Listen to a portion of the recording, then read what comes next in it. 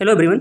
आज के वीडियो में हम बात करेंगे एएसओ और एआरओ। एआरओ से मेरा तात्पर्य है यहाँ असिस्टेंट रिसर्च ऑफिसर, सहायक शोध अधिकारी सांख्यिकी, जो यूपीट्रिपलएससी ने वैकेंसी निकाली है उसके बारे में। तो आज इन दोनों पदों यानी एएसओ और एआरओ के जॉब प्रोफाइल और उसके प्रमोशन वाले क्या क्या एस्पेक्ट हैं इसके बारे में खूब डिटेल में चर्चा करेंगे। इस चर्चा का आधार ये है कि मेरे प्रीवियस वीडियो पे कमेंट आया था एक भाईजन का, उनका नाम मैं थोड़ा भूल रहा हूँ लेकिन उनका कमेंट आया था, मुझे लगा कि बात इनकी रिलेवेंट है तो इस पर वीडियो बनाना चाहिए। तो खूब डिटेल में ये हमने पूरा पॉइंट इकट्ठा करके ये वीडियो में बना रहा हूँ और मैंने कोशिश की है कि इसमें मतलब पिन पॉइंटेड एक्यूरेसी रखी जाए, कहीं कोई दिक्कत ना हो। इसके बावजूद कुछ आपको लगता है कि नहीं कुछ ऐसा फैक्ट है जो जिससे आप सहमत नहीं है तो आप कमेंट में लिख सकते हैं, उसको सुधार दिया जाएगा। चलिए, तो आज के वार्ता का मुख्य जो विषय जैसा मैंने पहले बताया, सहायक सांख्यिकी अधिकारी, सहायक शोध अधिकारी सांख्यिकी, इन दोनों का जॉब प्रोफाइल जो है। तो सबसे पहले इसके डिपार्टमेंट के बारे में जान लेते हैं। सबसे पहले हम चर्चा करेंगे सहायक सांख्यिकी अधिकारी के बारे में। अच्छा, ये सब चर्चा के पहले हम जान लेते हैं कि जो वैकेंसी आई थी यूपीट्रिपलएससी के द्वारा, जहाँ तक अगर आपको याद होगा तो उसमें पद ज़्यादा थे उसमें सहायक शोध अधिकारी के सांख्यिकी के। लेकिन ये विडंबना देखिए कि सब सहायक सांख्यिकी अधिकारी, सहायक सांख्यिकी अधिकारी जानते हैं, सहायक शोध अधिकारी जो है बहुत रेयरेस्ट ऑफ द रेयर लोग ही जानते हैं। लेकिन वैकेंसी 620 से ऊपर तो सहायक शोध अधिकारी की थी, 285 280 समथिंग लाइक दैट ऐसे वैकेंसी थी सहायक सांख्यिकी अधिकारी की। तो कायदे से देखा जाए तो इसे सहायक शोध अधिकारी वाली वैकेंसी कहनी चाहिए थी, क्योंकि 904 में से 600 से ऊपर वैकेंसी सहायक शोध अधिकारी की थी। लेकिन काम कमोबेश दोनों का एक ही है। अब सहायक शोध अधिकारी वाली जो वैकेंसी आई थी इसमें आप देखेंगे ये महानिदेशक परिवार कल्याण उत्तर प्रदेश, मतलब स्वास्थ्य विभाग जो होता है, जिससे यूपीट्रिपलएससी ने एनएम वाली वैकेंसी 9212 निकाली है ना, वही सेम विभाग, महानिदेशक परिवार कल्याण उत्तर प्रदेश। इसमें सहायक शोध अधिकारी सांख्यिकी की वैकेंसी थी 9300 से 34800 ग्रेड पे और वेतन था और 4200 ग्रेड पे। इसमें टोटल वैकेंसी थी 620। इसमें अस्थायी अस्थायी दोनों तरह के पद थे। अस्थायी से तात्पर्य यह है कि वो प्रोबेशन पीरियड के बाद अस्थायी, ये दोनों का वही होता है। ऐसे जब यूपीट्रिपलएससी जो भर्तियां निकालता है उसमें यूजुअली अस्थायी का कहने के लिए यही होता है कि एक निश्चित प्रोबेशन पीरियड के बाद आप अस्थायी कर दिए जाएंगे। तो उसमें डरने वाली बात नहीं कि टेम्प्रेरी बेसिस पे रहेगी, नहीं, वो प्रोबेशन पीरियड में टेम्प्रेरी की बात कर रहा है। तो सबसे ज़्यादा 620 वैकेंसी जो थी वो 904 में से तो यही थी सहायक शोध अधिकारी की, किसमें, महानिदेशक परिवार कल्याण में। लेकिन आप किसी भी इस डिपार्टमेंट में कार्यरत व्यक्ति से बात कीजिए तो जैसे होता है ना कि सबसे पहले तो आप पीसीएस अधिकारी बनना चाह रहे होते हो, लेकिन जब पीसीएस क्लियर हो जाता है तो आपका उद्देश्य होता है एसडीएम बनना। तो वैसे इसमें भी है कि लोग चाहते हैं कि हम सहायक सांख्यिकी अधिकारी बने। शोध अधिकारी भी कमतर कदापि नहीं है, ऐसा आप मत सोचना। और सहायक सांख्यिकी अधिकारी भी किसमें, जो अर्थ एवं संख्या प्रभाग है उत्तर प्रदेश का, जो राज्य नियोजन संस्थान होता है तो उसी का एक प्रभाग है अर्थ एवं संख्या प्रभाग। तो उसका काम क्या होता है कि अलग अलग जो जिला लेवल की, स्टेट लेवल की स्कीम्स बनती हैं पब्लिक वेलफेयर के लिए, बाकी कामों के लिए, या कोई सेंट्रली स्पॉन्सर्ड स्कीम होती हैं, तो उसके रिगार्ड में जितना डेटा इकट्ठा करना, उसे कंपाइल करना, शासन तक भेजना कि शासन उन्हीं डेटा का आधार बना के फिर योजना का क्रियान्वयन ग्राउंड लेवल पे कर सके, ये पूरा कामकाज जो देखता है वो अर्थ एवं संख्या प्रभाग देखता है उत्तर प्रदेश सरकार का। तो उसमें भी सांख्यिकी अधिकारी की वैकेंसी आई हुई है, उसमें सांख्यिकी अधिकारी की, ये शोध अधिकारी की नहीं है। और वो कहाँ है ये देख लीजिए, निदेशक अर्थ एवं संख्या प्रभाग उत्तर प्रदेश। इसमें सहायक सांख्यिकी अधिकारी के पद टोटल थे 225 पद, सारे अस्थायी नेचर के पद। तो ये जो सांख्यिकी अधिकारी में भी ये सबसे इंपॉर्टेंट पद है। पद सारे इंपॉर्टेंट है, मैं फिर से कह रहा हूँ, मैं रिएटेट कर रहा हूँ अपने सेंटेंस को, आप ये न मानना कि आज के जमाने में 4200 ग्रेड पे वैसे भी बहुत बड़ी बात हो गई, बड़ा प्रिविलेज हो गया। तो पद सारे इंपॉर्टेंट है, लेकिन उसमें भी प्रेफरेंस, जैसे आप जूनियर असिस्टेंट बनते हैं तो उसमें सारे इंपॉर्टेंट है, लेकिन जो CPWD या PWD वाला जो जूनियर असिस्टेंट है उसकी बात ही अलग है। ऐसे जेई में जो CPWD में हो गया जेई, उसका बात ही अलग है, बाकी जेई तो सारे ही होते हैं। बात अलग क्या है आगे आप जानते हैं, उसके बारे में ज़्यादा बताने की जरूरत नहीं है। तो ये 904 में से जो है 623 के आसपास पद थे सहायक शोध अधिकारी के, और उसके बाद में जो थे बाकी पद जो बचे वो थे सहायक सांख्यिकी अधिकारी के, लगभग 300 आप मान लीजिए सहायक सांख्यिकी अधिकारी वाले। उसमें भी अर्थ एवं संख्या प्रभाग वाला जो सहायक सांख्यिकी अधिकारी है उसका सबसे बड़ा रोला होता है, बस ये साफ सीधे शब्दों में आप जान लीजिए। तो अब इसी का जॉब प्रोफाइल हम देखेंगे, उसके बाद सहायक शोध अधिकारी के बारे में उससे रिलेटेड जो फैक्ट बताएंगे कि उसका ऐसा क्रम कैसे चलता हुआ। तो इसका जो पेरेंट डिपार्टमेंट है सहायक सांख्यिकी अधिकारी का, यह है राज्य नियोजन संस्थान, और उसका एक प्रभाग है अर्थ एवं संख्या प्रभाग, जिसमें ये सहायक सांख्यिकी अधिकारी काम करते हैं। इसके बारे में फिर ये दिया हुआ है, आप पॉज करके इसको देख सकते हैं, पढ़ भी सकते हैं। The bureau of states and economic research was established in 1931। और क्या करने के लिए, सिस्टमेटिक वे में डेटा को कलेक्शन करने के लिए, कंपाइल करने के लिए, जिससे कि डेटा अवेलेबल हो पाए गवर्नमेंट को उसके अलग अलग ज़रूरतों के हिसाब से। जैसे वो अलग अलग स्कीमें लॉन्च करती है, जैसे मान लीजिए मुफ्त राशन वाला स्कीम लॉन्च किया तो कितने लोगों को ज़रूरत है, कितने लोग उस आय वर्ग से नीचे हैं, ये सारा डेटा जो है यही अर्थ एवं संख्या प्रभाग कलेक्ट करके सरकार को सौंपता है। जो काम सीएसओ करता है, केंद्रीय सांख्यिकीय संगठन, मतलब आय व्यय का पूरा लेखा जोखा, कितना देश में जीडीपी और इनका जीएनपी, ये सारा डेटा इकट्ठा करना, इसका जो सांख्यिकी का सारा आंकड़ा सेंट्रल लेवल पे सीएसओ करता है, वो स्टेट लेवल पर अर्थ एवं संख्या प्रभाग करता है, किसका, राज्य नियोजन संस्थान का। अब आप जान गए होंगे मोटा मोटा वही बात मैंने यहाँ हिंदी में लिखी है, आप पाँच करके पढ़ सकते हैं। इस चीज़ को फिर से मौका दे रहा हूँ, आप पाँच करके पूरा पढ़ लीजिए। उसकी वेबसाइट पर भी ये चीज़ें मिल जाएंगी कि उत्तर प्रदेश में आंकड़ों के व्यवस्थित रूप से एकत्रीकरण एवं संकलन की दृष्टि से इस प्रभाग मतलब अर्थ एवं संख्या प्रभाग की स्थापना 1931 में bureau of statistics and economic research के नाम से की गई। बीच में कई बार के पुनर्गठन के पश्चात इसे एक संपूर्ण विभाग का स्वरूप प्रदान किया गया। वर्ष 1961 में इस विभाग को अर्थ एवं संख्या निदेशालय के रूप में परिवर्तित कर दिया गया। किसको? अर्थ एवं संख्या प्रभाग को, जो राज्य नियोजन संस्थान के अंतर्गत आता है, जिसमें सांख्यिकी सहायक सांख्यिकी अधिकारी की वैकेंसी निकली हुई है। उसके बारे में बात कर रहे हैं। आगे प्रमोशनल एस्पेक्ट जॉब प्रोफाइल के बारे में बात करेंगे। तो ऐसे ये चलता रहा। फिर 1979 में उप निदेशक अर्थ एवं संख्या कार्यालय की स्थापना की गई। इसी प्रकार जनपद स्तर पर सांख्यिकीय कार्यों के संपादन हेतु 1958 में अर्थ एवं संख्या अधिकारी कार्यालय की स्थापना की गई। विकास कार्यों की प्रगति के लिए के अनुश्रवण का मतलब होता है मॉनिटरिंग। तो विकास कार्यों की प्रगति के मॉनिटरिंग, सत्यापन एवं मूल्यांकन हेतु विकास का मतलब जो ब्लॉक लेवल पे होता है स्तर पर एक सहायक विकास अधिकारी सांख्यिकी या सहायक सांख्यिकीय अधिकारी का पद 1959 में सृजित किया गया। जिसका आपने फॉर्म भरा है, जिसका एग्जाम देंगे, उसका पद उसकी मतलब उसका सृजन हुआ 1959 में। ब्लॉक लेवल का पद है। ये आप आश्वस्त हो गए कि सहायक सांख्यिकी अधिकारी भी इसमें दो कैडर होते हैं। एक तो हेडक्वार्टर वाला कैडर हो गया, एक हो गया फील्ड वाला कैडर। तो हेडक्वार्टर में इतने ज़्यादा लोग नहीं होते हैं, फील्ड में ही ज़्यादा स्टाफ होता है। क्योंकि फील्ड में से डेटा कलेक्ट करना होता है हेडक्वार्टर वाले, तो उसको कंपाइल करते हैं। इस प्रभाग की स्थापना का मुख्य उद्देश्य जो आप कहते हैं ना मोटा मोटा कि हमारा जॉब प्रोफाइल क्या होगा, उसके सारे पॉइंट यहीं से निकल आएंगे। प्रदेश की अर्थव्यवस्था की नियमित समीक्षा तथा उसके निष्कर्षों के अनुसार सरकार को परामर्श देना। प्रदेश की अर्थव्यवस्था की समीक्षा का मतलब आबकारी से कितना आ रहा है, मनोरंजन कर से कितना आ रहा है, कहाँ से पर्यटन से कितना आ रहा है, मतलब कहाँ से कितना पैसा आता है, कहाँ कितना पैसा जाएगा, इसका पूरा लेखा जोखा, उसका सारा आंकड़ा सरकार को देना। और फिर परामर्श भी देना कि किस सेक्टर में सुधार की गुंजाइश है, जिससे यहाँ से इतना अर्थ, इतना पैसा, इतना इकोनॉमी बनाया जा सकता है जो गवर्नमेंट के फंक्शनिंग में हेल्पफुल हो सके। पहला काम ये हो गया। तो वो डेटा जब फील्ड से लोग इकट्ठा करके भेजेंगे तभी तो सरकार के पास पहुंचेगा ना। जैसे मान लीजिए कि कोई आपदा हो गई, प्राकृतिक आपदा हो गई, फसलें तबाह हो गई, ये सारी चीज़ें हो गई, तो सहायक सांख्यिकी अधिकारी या उनके नीचे का कैडर जो भी है वो जाएगा फील्ड में, इकट्ठा करेगा ही जब सारा डेटा, फिर वो देगा हेडक्वार्टर को देगा। हेडक्वार्टर में बैठे लोग उसको कंपाइल करके शासन तक पहुंचाएंगे वो डेटा, तब सरकार के पास ये डेटा होगा। सरकार हवा हवाई नहीं जान जाती है ये सारी चीज़ें। दूसरा, आर्थिक नियोजन हेतु विभिन्न सामाजिक आर्थिक विषयों पर आंकड़े उपलब्ध कराना। आर्थिक नियोजन मतलब कोई नया स्कीम लॉन्च करना। जैसे मान लीजिए श्रम कार्ड गवर्नमेंट ने लॉन्च किया, तो श्रम कार्ड जैसे लॉन्च किया, उस पर बात हो रही कि कहीं भी सरकार को अगर लेबर क्लास की जरूरत हो कहीं पे भी, तो वो लोग जो ई श्रम या श्रम कार्ड धारक हैं उनको वरीयता दी जानी चाहिए। तो इस तरह से आर्थिक नियोजन में अलग अलग तरह कोई स्कीम बनानी है जिससे लोगों का फायदा हो रहा हो, लोगों को रोजगार मिल रहा हो। तो उन सब में उनसे सब चीज़ों से संबंधित जो आंकड़े होते हैं, यही अर्थ एवं संख्या प्रभाग से इसका जो सबसे ग्राउंड लेवल के मतलब कर्मचारी होते हैं, यानी सहायक सांख्यिकी अधिकारी, अपर सांख्यिकी अधिकारी। आगे ये प्रमोशन वाले एस्पेक्ट में बात करेंगे तो आपको पता चलेगा कि कौन किसके बाद क्या क्या बनते हैं। तो यही सारे डेटा इकट्ठा करके देते हैं, फिर उसके कंपाइलेशन के बाद में ये शासन तक जाता है और फिर बनती है नीतियाँ। केंद्र एवं राज्य सरकार के विभिन्न विभागों को आंकड़ों की आपूर्ति। जैसे मान लीजिए एक एग्जाम्पल, केंद्र सरकार ने उज्ज्वला योजना लॉन्च की, तो अब उसमें सबके लिए नहीं था, उन लोगों के लिए था जिनके पास पहले गैस कनेक्शन ना हो, जिनके घर में कोई सेंट्रल गवर्नमेंट एम्प्लॉय ना हो, ये सारा पूरा हिसाब किताब था। तो ये सेंट्रली स्पॉन्सर्ड एक पब्लिक वेलफेयर स्कीम है। तो इसके लिए डेटा अगर उपलब्ध कराना है सेंटर को, तो सबसे पहले स्टेट क्या करेगा, स्टेट अपने अर्थ एवं संख्या प्रभाग को, हर स्टेट में अलग अलग प्रभाग होगा। अपने उत्तर प्रदेश की बात करें, अपने अर्थ एवं संख्या प्रभाग को कंसर्न मतलब उससे कहेगा कि ये डेटा हमें इकट्ठा करना है। फिर अर्थ एवं संख्या प्रभाग क्या कहेगा, अपने जो ग्राउंड लेवल के उनके कर्मचारी हैं, जो मंडल स्तर पर उनके हैं, जैसे सहायक सांख्यिकी अधिकारी, उनको ये डेटा पूरा इकट्ठा करवाने के लिए कहेगा। अब वो डेटा कैसे करते हैं, जैसे लेखपाल वाला अलग कैडर है राजस्व विभाग का, वहाँ से करते हैं और फील्ड में सर्वे करके करते हैं, वो उन पे है, उनका टेंशन है। लेकिन ये सारा डेटा वो इकट्ठा करके और फिर उसको देते हैं स्टेट गवर्नमेंट को, स्टेट को सेंटर को सौंपता है। फिर सेंट्रल अपना पब्लिक वेलफेयर की जो उनकी स्कीम है वो ग्राउंड पर उतार पाने में सक्षम होता है। इन्हीं डेटा के मतलब से डेटा का इतना इंपॉर्टेंस है। और उसी तरह से सहायक सांख्यिकी अधिकारी का भी इंपॉर्टेंस है कि बिना डेटा के आप कोई बात अपनी मजबूती से कहीं नहीं रख सकते। देखा जाता है कि जो लोग फैक्चुअल बात करते हैं, डेटा के आधार पर बात करते हैं, उनकी बातों को ज़्यादा तरजीह दी जाती है। किसी टीवी डिबेट में देख लीजिए, किसी भी जगह, तो आप खुद ही जान जाएंगे इन सब बातों को। चौथा दिया हुआ विभिन्न विभागों में सांख्यिकीय कार्यों में सामंजस्य स्थापित करना। जिला योजनाओं की संरचना मंचरोड। जिला योजना मंचरोड का मतलब मॉनिटरिंग। जिला में कोई योजना अगर बनाई जा रही है, जैसे आंगनबाड़ी कार्यकर्ताओं वाला हिसाब किताब है, या जिला लेवल में जो आशा कार्यकर्त्री हैं उनको अलग अलग किसी प्रोग्राम के तहत लगाया जाना है। इंद्रधनुष योजना जो आई थी उसमें बच्चों के टीकाकरण, इन सब चीज़ों में लगाया जाना है। तो कहाँ कितने बच्चों का वैक्सीनेशन है, कितना, ये सब, इन सब से संबंधित डेटा भी इकट्ठा करना, कलेक्ट करना और ये शासन को भेजना। ये सारा उद्देश्य होता है किसका, अर्थ एवं संख्या प्रभाग का। तो ये जब उनके विभाग का ही उद्देश्य, तो यही सारा उद्देश्य है, यही सारा काम है उनके जो कर्मचारी हैं उनका। आगे हम और डीप में इनका जॉब प्रोफाइल जानेंगे। तो और भी मंडल स्तर पे भी जो इनका हेडक्वार्टर स्तर है वो तो लखनऊ है, तो उनसे ऑपरेट होता है वो कंपाइलेशन डेटा का। लेकिन डेटा आता कहाँ से है, इनके फील्ड के संवर्ग के जो कर्मचारी हो, फील्ड संवर्ग के कर्मचारियों के लिए जो 18 मंडल हैं प्रदेश में, उस हर मंडल पे एक उप निदेशक मतलब ड्यूटी डायरेक्टर की नियुक्ति की गई है। उन्हीं के नीचे हर जिले में ये अधिकारी काम करते हैं, जिसमें आगे प्रमोशन में जानेंगे कौन कौन से अधिकारी होते हैं। जो डेटा को देते हैं मंडल स्तर पे। तो मुख्य उद्देश्यों की पूर्ति हेतु मंडल स्तर पे संपादित किए जाने वाले कार्य निम्नोक्त हैं जो इसमें दिया गया है। मंडल, जनपद एवं विकासखंड स्तरीय सांख्यिकीय पत्रिकाओं एवं सामाजिक आर्थिक समीक्षाओं का प्रकाशन करना। जैसे ये जो है अर्थ एवं संख्या प्रभाग की पत्रिका का भी प्रकाशन करता है, उसमें कि देश में कितना टमाटर उत्पादित हुआ, कितना क्या उत्पादित हुआ।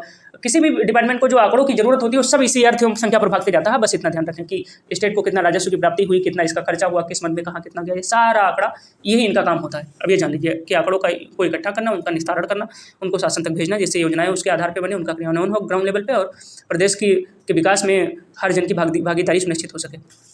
तो तीसरा है औद्योगिक उत्पादन सूचकांक। जैसे किसी क्षेत्र विशेष में लगा हुआ है, कोई औद्योगिक इंडस्ट्रियल यूनिट लगी हुई है, तो उससे संबंधित सारे स्टेट इकट्ठा करना, कितने कर्मचारी काम कर रहे हैं, उनका वेज कितना है, और उसमें किसी का शोषण वगैरह अगर हो रहा है तो उससे संबंधित डेटा वगैरह इकट्ठा करना, या उसकी उत्पादन यूनिट उसका कितना है, कितना लोगों को काम मिला है, ये सारा भी डेटा इकट्ठा करना और उससे संबंधित सूचकांक वगैरह तैयार करना। विभिन्न प्रकार के भावों एवं मजदूरी की दरों का संग्रहण करना कि अलग अलग जगहों पे जो मजदूरी है उसका रेट क्या है, या दाल, चावल, शक्कर, ये सब चीज़ों का विभिन्न अलग अलग बाज़ारों में भाव क्या है, उसको एक लेवल में बनाया जा सके कि अस्थिरता वाली स्थिति उत्पन्न ना हो। तो ये सारा डेटा का कंपाइलेशन करना, इकट्ठा करना, ये सभी भी इन्हीं का काम होता है। ये सब मंडल स्तर की बात कर रहे हैं हम। हेडक्वार्टर स्तर की तो पहले ही बता चुके हैं कि ये जो आप फील्ड से डेटा भेजते हैं उसको देखते हैं, कंपाइल करते हैं, वेरीफाई करते हैं, शासन तक भेजते हैं, ये हेडक्वार्टर में होता है। विभिन्न प्रकार की प्रत्येक वर्ष प्रकाशित की जाने वाली मंडलीय सांख्यिकी पत्रिकाओं में विभिन्न सामाजिक आर्थिक विषयों के संदर्भित वर्ष के अतिरिक्त विगत 2 वर्षों के जनपदवार आंकड़े प्रकाशित करना, ये सारा काम। आवास सांख्यिकी संबंधी आंकड़ों का संग्रहण कि कितना प्रधानमंत्री आवास मिला, कितना मुख्यमंत्री आवास मिले, कितने लोग किससे लाभान्वित हुए, या ये सामूहिक विवाह योजना है तो किन जनपदों में कितने लोगों को कितने पैसा मिला, कहाँ कितना कौन लाभार्थी हुआ। तो कोई भी जो सेंट्रल की स्टेट की स्कीम है उनका अगर आंकड़ों को मतलब कलेक्ट करने वाला हिसाब किताब हुआ तो हर जगह अर्थ एवं संख्या प्रभाग का काम होता है। वो किसी भी विभाग को देना हो, वो चाहे परिवहन विभाग को देना हो, पर्यटन विभाग को देना हो, कृषि विभाग को देना हो, वो आंकड़ों की जब जरूरत होती है तो सब इसी अर्थ एवं संख्या प्रभाग के ही पास आते हैं। तैनाती का जैसे मैंने लिखा है, किसकी तैनाती, सहायक सांख्यिकी अधिकारी की तैनाती 2 स्तर पे होती है। एक तो हेडक्वार्टर मुख्यालय लेवल और दूसरा होता है फील्ड लेवल। अब फील्ड में 3 लेवल हैं। हेडक्वार्टर में तो जो लेवल है आप जानते हैं कि लखनऊ उप निदेशक बैठेंगे, डिप्टी डायरेक्टर, सबसे ऊपर तो महानिदेशक बैठेंगे, निदेशक जिनको कहते हैं डायरेक्टर, उनके नीचे उप निदेशक, डिप्टी डायरेक्टर, और ऐसे फिर नीचे जो अलग अलग अधिकारियों का क्रम है। लेकिन जो फील्ड स्तर पे है, ज़्यादातर लोगों का ख्वाब होता है कि फील्ड में ही काम करें। हेडक्वार्टर में भी कई सारे लोगों को होगा, लेकिन फील्ड में जब आप काम करते हैं तो बहुत सारे लोगों से एक्सपोजर होता है। कई लोगों का वास्तव में आप रियल एसेंस में सेवा कर सकते हैं, ग्राउंड में आप घूम सकते हैं। तो जो थोड़ा 9 to 5 जॉब वाले नहीं है, मतलब जिनको थोड़ा फील्ड में एक्सप्लोर करना, एडवेंचरस थोड़ा एक्टिविटीज़ करना, घूमना घामना पसंद है, वो फील्ड में ही चुनेंगे। और ज़्यादातर वैकेंसीज भी इसकी फील्ड में ही होती हैं। हेडक्वार्टर में उतने ज़्यादा पद नहीं होते जितना फील्ड में होते हैं। तो डिवीजन लेवल पे उसमें होते हैं असिस्टेंट डायरेक्टर स्टैटिस्टिक्स। ये असिस्टेंट नहीं होते, सॉरी मैं इसको बदल देता हूँ, ये होते हैं डिप्टी डायरेक्टर, उप निदेशक। ये कौन होता है? Deputy director. ये होते हैं डिप्टी डायरेक्टर स्टैटिस्टिक्स, और इनको हिंदी में कहते हैं उप निदेशक। फिर डिस्ट्रिक्ट लेवल पे होते हैं अर्थ एवं संख्या अधिकारी। अर्थ एवं संख्या अधिकारी जो होते हैं इनकी डायरेक्ट इनका रिक्रूटमेंट यूपीपीएससी के थ्रू होता है, और आप भी प्रमोट होकर अर्थ एवं संख्या अधिकारी के पद तक जा सकते हैं। कैसे हैं प्रमोशन वाले एस्पेक्ट में बताएंगे। और डेवलपमेंट ब्लॉक लेवल पे जो मतलब विकासखंड लेवल पे जो खंड विकास अधिकारी होते हैं ना, वीडियो की नियुक्तियां जो होती है वो भी पीसीएस के थ्रू होती है। तो वहाँ ब्लॉक पर भी ये जो ब्लॉक लेवल का जो सांख्यिकी विभाग का अधिकारी होता है वो होता है सहायक सांख्यिकी अधिकारी। जो आपका पद है, जो आप बनने जा रहे हैं, वो ब्लॉक लेवल का पोस्ट है। वो फिर आगे प्रमोट होंगे तो प्रमोशन वाले एस्पेक्ट हम देखेंगे, अभी बता रहे हैं।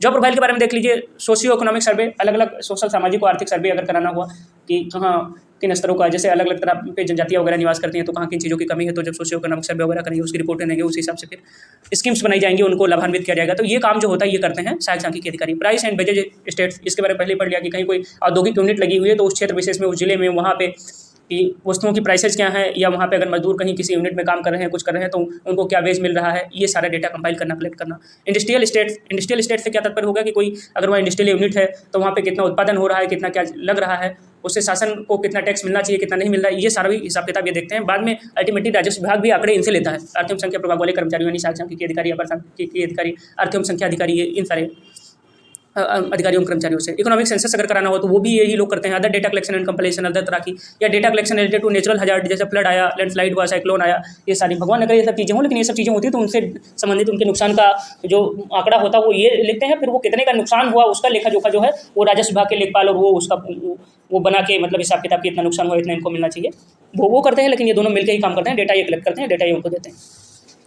उसके बाद में data collection and compilation regarding to the vaccination and other health sector related schemes या प्रोग्राम्स। जैसे अभी तो इसका सबसे ताज़ा एग्जांपल है कि सबसे पहले जब वैक्सीन लगना शुरू हुआ तो 18 से अधिक उम्र वालों को वैक्सीन लगना शुरू हुआ। तो इसका डेटा कंपाइलेशन की किसी जिले में जहां वो सहायक सांख्यिकी अधिकारी कार्यरत हैं कि उस जिले में कितने लोग 18 से अधिक उम्र वाले हैं, कितने लोगों को वैक्सीन लग गई, कितने लोगों को नहीं लगी। जो सहायक शोध अधिकारी वाली वैकेंसी है ना सांख्यिकी की, समाज कल्याण, उसमें परिवार कल्याण विभाग में चिकित्सा विभाग वाला जो है सबसे ऊपर जो 620 वैकेंसी दी हुई है, उनका यही काम होगा इस समय वैक्सीनेशन वाले में। उनका बहुत मतलब माथापच्ची होगी कि इस 18 से प्लस में कितने थे, 15 से 18 में फिर आई योजना, तो इस जिले में कितने लोग हैं, कितने लोग वैक्सीन लगी, कितने लोगों को पहली डोज लगी, कितने लोगों को दूसरी डोज लगी, ये फिर 12 से 15 वर्ष आयु वर्ग के लोगों को लगना शुरू हो गया है। तो ये सारा डेटा इकट्ठा करना वही जो सांख्यिकी अधिकारी की नियुक्ति होगी परिवार कल्याण विभाग में चिकित्सा निदेशालय के अंतर्गत, वो यही काम करेंगे। और उसके बाद में प्रमोशन वाला एस्पेक्ट देख लेते हैं किसका, सहायक सांख्यिकी अधिकारी का। तो सबसे पहले आप यहाँ बनने जा रहे हैं असिस्टेंट स्टैटिस्टिकल ऑफिसर। तो असिस्टेंट स्टैटिस्टिकल ऑफिसर आप बन रहे हैं, ये है 4200 ग्रेड पे की जॉब, और इसके लिए प्रपोजल जा चुका है कि इसे 4600 बना दिया जाए। तो पहले ध्यान देंगे असिस्टेंट स्टैट ऑफिसर यानी सहायक सांख्यिकी अधिकारी, इस पद पर आपकी नियुक्ति होगी 4200 ग्रेड पे। उसके बाद आप बनेंगे एडिशनल स्टैटिस्टिकल ऑफिसर। इसके पहले मुझे लगता था कि इसके जस्ट बाद आप गजेटेड हो जाएंगे, लेकिन नहीं, मैं अपना भूल सुधार कर रहा हूँ। सहायक सांख्यिकी अधिकारी के बाद में बनेंगे आप एडिशनल स्टैटिस्टिकल ऑफिसर। तो असिस्टेंट के बाद एडिशनल बनेंगे, और उसके बाद में नेक्स्ट प्रमोशन जो होगा आपका वो होगा स्टैटिस्टिकल ऑफिसर, वो होगा ग्रेड पे 5400 गजेटेड हो जाएंगे, मतलब दूसरे ही प्रमोशन में आप गजेटेड हो जाएंगे। और उसके बाद में अगला पद होगा मंडल लेवल पे, अगर आप फील्ड में कार्यरत हैं डिप्टी डायरेक्टर का, अगर आप हेडक्वार्टर में कार्यरत हैं तो इसी लेवल का हेडक्वार्टर में जो पद होगा। लेकिन अब डिप्टी डायरेक्टर का मान लीजिए 18 मंडल है, तो टोटल 18 डिप्टी डायरेक्टर हैं फील्ड संवर्ग में। अब ऐसे जान लीजिए 15-18 होंगे उसमें हेडक्वार्टर के अंदर, तो डिप्टी डायरेक्टर तक किसी सहायक चकबंदी अधिकारी का जाना थोड़ा मुश्किल होता है। वो सॉरी मतलब सहायक सांख्यिकी अधिकारी का जाना थोड़ा सा कंपेरेटिवली मुश्किल होता है, लेकिन सांख्यिकी अधिकारी आप बहुत आराम से बन सकते हैं, उसमें कोई प्रॉब्लम नहीं। मतलब स्टैटिस्टिकल ऑफिसर, अब ये जो प्रमोशन आपने जान लिया कि असिस्टेंट स्टैटिस्टिकल ऑफिसर 4200 जीपी, उसके बाद में आप एडिशनल स्टेट ऑफिसर बनेंगे 4600 जीपी, उसके बाद में फिर स्टेट ऑफिसर बनेंगे आप 5400 जीपी में, उसके बाद में डिप्टी डायरेक्टर का पद आ जाएगा, जो पूरे मंडल को लीड करेंगे आप इस अर्थ एवं संख्या प्रभाग के अंतर्गत। उसके बाद में स्टैटिस्टिकल ऑफिसर, मतलब जो 5400 ग्रेड पे गजेटेड ऑफिसर वाले की हमने बात की, उससे बनने के 2 रास्ते हैं। एक तो आप प्रमोशन के थ्रू बन जाए, मतलब जो एसओ अभी आप बनेंगे, एग्जाम होगा यूपीडब्ल्यूएससी के द्वारा, तो इसका प्रमोशन होगा, इसके प्रमोशन के थ्रू बन जाएंगे। उसके की पहले एसओ के थ्रू आप बनेंगे एडिशनल एसओ जो होता है एडिशनल स्टेट ऑफिसर, इसकी डायरेक्ट रिक्रूटमेंट नहीं निकलती, ये कंप्लीटली जो सारे असिस्टेंट होते हैं असिस्टेंट स्टेट ऑफिसर, ये सारे प्रमोट होकर एडिशनल बनते हैं। एडिशनल के बाद में फिर आप बन जाएंगे नेक्स्ट प्रमोशन में स्टैटिस्टिकल ऑफिसर। तो ये तो होगा पहला तरीका। दूसरा तरीका अगर आपको ये बनना है तो आप डायरेक्ट रिक्रूटमेंट यूपीपीएससी निकालता है, जो यूपीपीएससी अपर पीसीएस का फॉर्म आता है ना, अभी जो आया हुआ है 16 अप्रैल जिसकी लास्ट डेट है, 12 अप्रैल आई थिंक है, उसमें भी आप देखिए विज्ञापन ध्यान से पढ़िए, तो उसमें भी सांख्यिकी अधिकारी की भर्तियां निकलती है। सहायक सांख्यिकी अधिकारी नहीं, सांख्यिकी अधिकारी 5400 ग्रेड पे। तो उसके लिए जो एलिजिबिलिटी होती है उसमें ओ लेवल की कोई जरूरत नहीं है, किसी कंप्यूटर साइंस डिप्लोमा की जरूरत नहीं है। उसके लिए जरूरत है आपके पास मास्टर डिग्री होनी चाहिए, चाहे मैथ में, चाहे मैथमेटिकल स्टेटिस्टिक्स में, चाहे स्टेटिस्टिक्स में, और चाहे एग्रीकल्चरल स्टेट में। इन तीनों चारों में जो भी आपकी मास्टर डिग्री है, तो इतना ही एलिजिबिलिटी क्राइटेरिया आप फॉर्म भर दीजिए। अगर वो आप क्लियर करते हैं तो आप डायरेक्ट सांख्यिकी अधिकारी बन सकते हैं। ये प्रमोशन के एक तो पहला मैंने रास्ता बता दिया, प्रमोशन के थ्रू पहुंचेंगे, दूसरा रास्ता आप डायरेक्ट भी वहाँ तक जा सकते हैं। तो ये हो गया प्रमोशनल एस्पेक्ट। मुझे लगता है कि काफ़ी कुछ आपका यहाँ से क्लियर हो गया होगा। इसके इतर भी आपके कोई सवाल होंगे तो आप कमेंट बॉक्स में जरूर लिखना। तो यहाँ जॉब प्रोफाइल आपको का काम क्या है और आपका प्रमोशन किस किस पद तक हो सकता है, इसके बारे में डिटेल में हमने आपको बता दिया है। अब थोड़ी सी बात और बची है, यहाँ पे देख लेते हैं। जो मैंने यहाँ पे फोटो क्लिक किया कि जो विज्ञापन आया था उसमें महानिदेशक परिवार कल्याण में सबसे पहले सहायक शोध अधिकारी की वैकेंसी आई थी, 620 थी ये। और उसके बाद में मुख्य अभियंता, मतलब जहाँ जहाँ डेटा कलेक्शन की बारी आती है ना, हर जगह ये हर विभाग में है, लेकिन सबसे जो बल्क में है अर्थ एवं संख्या प्रभाग, उसका काम ही होता है पूरे विभाग का कि डेटा कलेक्ट करना, तो उसमें सबसे ज़्यादा है। उसके बाद में महानिदेशक परिवार कल्याण में ये अभी इसकी लग रही है कि कोविड वैक्सीन आपको लगता है कि अभी इसके डेटा की जरूरत है। बाकी पोलियो की वैक्सीन, बीसीजी टीका, मातृत्व से संबंधित और क्या कहते हैं जितने भी हैं परिवार कल्याण में संबंधित, मतलब हमेशा इसमें डेटा कलेक्शन की जरूरत लगी ही रहती है हमेशा, क्योंकि सेंट्रली स्पॉन्सर्ड इतनी सारी स्कीम्स हैं स्वास्थ्य विभाग के लिए, उसमें सेंट्रल और स्टेट का अलग अलग स्टेक है, वो आती ही रहती हैं। जैसे NHM बना नेशनल रूरल हेल्थ मिशन, तो उसमें क्या कि पोलियो वाले बच्चे क्या कहते हैं मातृत्व मैटरनिटी जो डेथ हो रही है सारा था, इसको रोकने के लिए, और उसके बाद में और भी सुविधाएं ऐसी प्रदान की जाएँ कि मातृ मृत्यु दर, शिशु मृत्यु दर, इनको रोका जाए। तो ऐसे हजारों हजार स्कीम बनते रहते हैं। तो ऐसे जो सहायक शोध अधिकारी हैं सांख्यिकी के, इनकी जरूरत डेटा कलेक्शन में हमेशा रहती है स्वास्थ्य परिवार कल्याण वाले मंत्रालय में और उस निदेशालय के तहत। अब दूसरा हो गया ये जो था महानिदेशालय संस्थागत वित्त बीमा एवं बाह्य सहायता परियोजना महानिदेशालय, इसमें वैकेंसी निकली थी, इसमें 2 थी, इसमें भी सहायक शोध अधिकारी की थी। उसके बाद में निदेशक अर्थ एवं संख्या विभाग, इसमें सहायक सांख्यिकी अधिकारी की थी, जिसके बारे में हमने डिटेल में बात किया। अच्छा, सहायक सांख्यिकी अधिकारी के प्रमोशन की तो हमने बात कर ली। अब सहायक शोध अधिकारी की अगर आप बात करें तो ऐसे सेम वही डिटो वैसे उसमें भी चला जाएगा। सहायक शोध अधिकारी के बाद आप बनेंगे, मतलब असिस्टेंट रिसर्च ऑफिसर के बाद बनेंगे आप एडिशनल रिसर्च ऑफिसर, और उसके बाद में आप बनेंगे शोध अधिकारी, मतलब रिसर्च ऑफिसर स्टेट के, और उसके बाद में फिर डिप्टी डायरेक्टर का पद होता है मंडल स्तर पे। तो ये ऐसे हिसाब किताब पूरा सेम ही रहेगा दोनों का, और जितनी सुविधाएं हैं, जितने वेतन भत्ते हैं, सब दोनों के सेम ही है, चाहे वो सांख्यिकी अधिकारी सहायक सांख्यिकी अधिकारी हो, चाहे सहायक शोध अधिकारी। तो ये हो गया। बाकी इसमें था महानिदेशालय पर्यटन में भी वैकेंसी निकली थी, आयोग निबंधक सहकारिता में भी थी, अपर निदेशक राष्ट्रीय बचत में थी, निदेशक मत्स्य, और बाकी मतलब अलग अलग विभाग थे, लेकिन जो सबसे इंपॉर्टेंट थे उनके बारे में हमने खूब डिटेल में डिस्कस कर लिया। बाकी वैकेंसी सारी एकदम सही है, पद सारे ठीक है। तो ये हो गया। और इसके बारे में थोड़ा सा और इन्फॉर्मेशन अगर आप जैसे अभी लेटेस्ट इन्फॉर्मेशन के बारे में बात करें तो यूपीपीएससी ने 2014 में यूपीपीएससी पहले एग्जाम कराया करता था। देखिए उसमें वो एक एग्जाम कराता था, उसके बाद इंटरव्यू होता था इसी 4200 ग्रेड पे की सेम जॉब के लिए। तो 2014, 2015, 2016 तीनों का मिला के 337 पोस्ट टोटल निकले थे और इसकी वैकेंसी आई थी। और इसमें जो है इतने कुल 3000 बच्चों ने इसका रिटर्न टेस्ट दिया था। उसमें उस समय भी master degree plus O level था, तो इतना डेडली कॉम्बिनेशन था। इस बार भी 10,000 टोटल एप्लीकेंट हैं और उसमें भी बहुत सारे ऐसे बच्चे हैं जो वास्तव में अर्हता धारण नहीं करते हैं, लास्ट तक उनको बाहर हो जाना है डीवी तक। तो जितने भी बच्चे 6-7 हज़ार 8 हज़ार बच्चे वो मेहनत कर लें अगर, तो ये वो वैकेंसी जो यूपीपीएससी कराया करता था, पहले रिटर्न टेस्ट उसके बाद में इंटरव्यू होता था। आप एक एग्जाम क्वालिफाई करके और वहाँ तक पहुँच जाएंगे सेम जगह पे और प्रमोट होकर आप स्टेटिस्टिकल ऑफिसर मतलब यूपीपीएससी की पोस्ट तक पहुँच जाएंगे, वो जो 5400 ग्रेड पे मतलब गेजेटेड पोस्ट तक पहुँच जाएंगे। तो ये न्यूज़ में आया था कि पिछले बार जो है 2014, 15, 16 को मिला के वैकेंसी टोटल निकली थी 337, टोटल 340 बच्चे क्वालिफाई हुए थे इंटरव्यू के लिए। उसमें भी जो फाइनल रिजल्ट आया उसमें टोटल योग्य भर्ती निकले थे 126, नहीं 116 पहले निकले थे, फिर 26 का रिजल्ट और बाद में आया तो टोटल 142 निकले थे, बाकी सब पद खाली रह गए थे इसके। तो वही सारा पद ऐसे जुड़ के तो 904 बल्क में वैकेंसी आई है, बाकी 904 इकट्ठे हैं। सहायक सांख्यिकी अधिकारी, सहायक शोध अधिकारी की यूपी के इतिहास में इतनी बल्क में वैकेंसी कभी नहीं आई इन पदों के लिए। तो इसीलिए मैं कहता रहता हूँ कि इसके लिए मेहनत करने की बहुत ज़्यादा ज़रूरत है और पढ़ते रहिए। और ऐसे था ये 264 पदों पर जल्द में ही भर्ती होगी। ये तब की बात है कि जब 142 पदों के लिए वैकेंसी क्लियर कर दिया था यूपीपीएससी ने। 2018 में एग्जाम करा के 2019 में क्लियर किया है अभी हाल में। 2014, 15, 16 की वैकेंसी थी, तो उसके बाद में पद बहुत खाली रह गए थे। मतलब 337 पद थे, उसमें से टोटल 142 ही भरे थे, तो बाकी 200 से भी ज़्यादा पद खाली रह गए थे, 200 के आसपास पद। तो उसी बारे में लिखा हुआ है कि उसमें ओ लेवल डिप्लोमा और क्या क्या मांग रखा था, ये सारी चीज़ें। और ये जो इकट्ठा किया था इनके वेबसाइट से मैंने कि सांख्यिकीय डायरी निकलती है और सांख्यिकीय पत्रिका, ये अर्थ एवं संख्या प्रभाग निकालता है। तो यूपी की इससे संबंधित अगर डायरेक्ट स्टेट्स वाला ज्ञान, उसकी जीडीपी कितना है, जीएसडीपी कितना है, नेट जीएसडीपी कितना है, कहाँ किस मद में कितना खर्च हो रहा है, तो इससे संबंधित पूरा अगर आपको चाहिए किसी भी एग्जाम की तैयारी के लिए तो UPDES करके उसकी वेबसाइट है .nic.in करके, वहाँ जाइए या अर्थ एवं संख्या प्रभाग डायरेक्ट गूगल कर लीजिए, चाहिए तो वहाँ से ये पत्रिका आप डाउनलोड कर लेंगे अगर इकोनॉमिक एंड स्टेट्स डिवीजन की। तो इसमें पूरा यूपी का डेटा हर 2 साल पे कंपाइल होता है और आपको मिल जाएगा।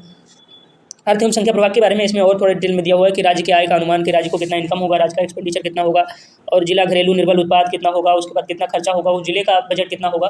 ये सारा हिसाब किताब, ये काम जो होता है यही लोग करते हैं। कौन? सहायक सांख्यिकी अधिकारी लोग फील्ड में जाके, और वो शासन स्तर पे निदेशालय स्तर पे पहले डेटा जाता है, हेडक्वार्टर स्तर पे, फिर वो उसमें जो भी संशोधन होता है उसके बाद में वो शासन स्तर पे जाता है और फिर उसी के आधार पर योजनाएँ बनती हैं, उन्हीं डेटा को आधार मान के और उनको ग्राउंड में जो है इम्प्लीमेंट कराया जाता है और उसके फिर रिजल्ट आते हैं और प्रदेश प्रगति के पथ पर आगे बढ़ता है।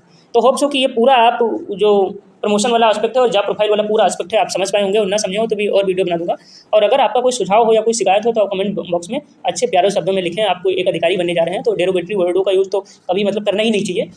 अगर मतलब मैं कुछ हेल्प कर पा रहा हूँ आपकी तो बहुत अच्छी बात है, और हेल्प आपकी नहीं भी हो पा रही है, आप अगर बाय द वे फ्रस्ट्रेट हो रहे हैं, कुछ ऐसा हो रहा है, तो आप अपने मतलब अच्छे शब्दों में आप उसमें कमेंट में लिखेंगे तो उसको भी मैं रिप्लाई देने की कोशिश करूंगा सही शब्दों में। पर ये हमेशा ध्यान रहे, कभी भी किसी भी पोर्टल पे आप कमेंट करें, यही नहीं तो आप ध्यान रखें कि आप भविष्य के एक अधिकारी हैं, तो उसी लिहाज से एकदम सम्यक और सही शब्दों में कोई भी कमेंट लिखने की कोशिश करें। ये मैं आपको सलाह नहीं दे रहा हूँ, अपनी बात बता रहा हूँ कि शुरू में था कि पहले कहीं कुछ भी लिख दो, किसी भी कमेंट बॉक्स में जाके कोई वीडियो अच्छी ना लगी हो, बाद में ये पता चला कि भाषा की भी एक मर्यादा और सूचिता होती है, तो उन सब चीज़ों का ध्यान रखें। बाकी आपकी सारी शिकायतें और सुझाव हमेशा आमंत्रित रहेंगे।